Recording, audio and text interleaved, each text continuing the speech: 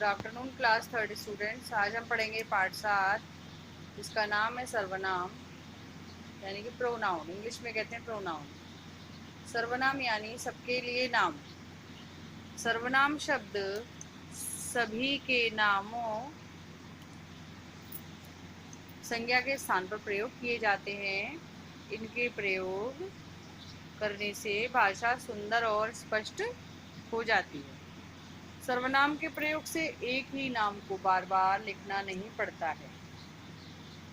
जैसे रमा एक लड़की है, अब रमा का नाम बार बार नहीं लिखना पड़ेगा, उसके लिए हम क्या यूज करेंगे? वह। तो वह शब्द क्या है? सर्वनाम। जो हमने रमा यानी संज्ञा, संज्ञा के लिए जो शब्द हमने प्रयोग किया वो क्या हुआ? सर्वनाम वह। रमा राजेश की बेटी का नाम है, उनकी बेटी का नाम रमा है, तो यहाँ पर उनकी शब्द क्या हुआ? सर्वनाम। टेनिस रमा का प्रिय खेल है, टेनिस उसका प्रिय खेल है। यहाँ पर हम हर जगह रमा का प्रयोग नहीं करेंगे। टेनिस उसका प्रिय खेल है। किशोर उसका बड़ा भाई है, उसे घुड़सवारी का शौक है। किशोर को घुड़सवारी का शौक है, उसे घुड़सवारी का शौक है। मतलब यहाँ पर जो है नाम के स्थान पर कुछ जो जिन शब्दों का प्रयोग हुआ है वो क्या होते हैं? सर्वनाम।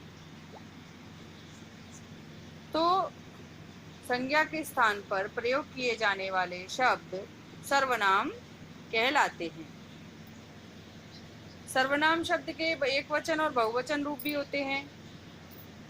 एक वचन नीचे कुछ देखो, सर्वनाम शब्द के एक वचन और बहुवचन रूप दिए गए। मैं, हम, किसका, किनका, उसे, उन्हें, तेरा, तुम्हारा, मेरा, हमारा, किसी ने, किन्हीं ने, वह, वे, मुझे, हमें, मुझसे, हमसे, जिसने, जिनको, जिसे, जिन्हें, जिससे, जिनसे। अब इनमें जो है कुछ वाक्यों में मोटे छपे शब्द भी सर्वनाम हैं। क्या लिख रहे हो? कोई अंदर आ रहा है। कानपुर कौन जाएगा? संदीप कहाँ गया है? तो ये जो ब्लू कलर से, जो नीले रंग से आपको शब्द दिखाई पड़ रहे हैं, ये भी सर्वनाम है। ठीक है, तो आइए फिर से पढ़ते हैं। अपने लिए सर्वनाम में हम, तेरा, हमें, हमारा, मुझे आदि का प्रयोग होता है। जिससे बात की जाती है उसके लिए सर्वनाम तू, तुम, तुम्हें, तुम्हारा, आप, आपका आदि का प्रयोग होता है। जिसके बारे में बात की जाती है उसके लिए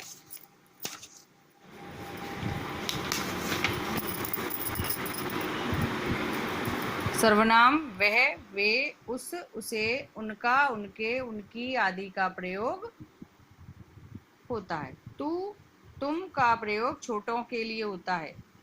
आप, ये, वे, उनका, उनकी, उनके आदर सूचक सर्वनाम के रूप में प्रयोग किए जाते हैं।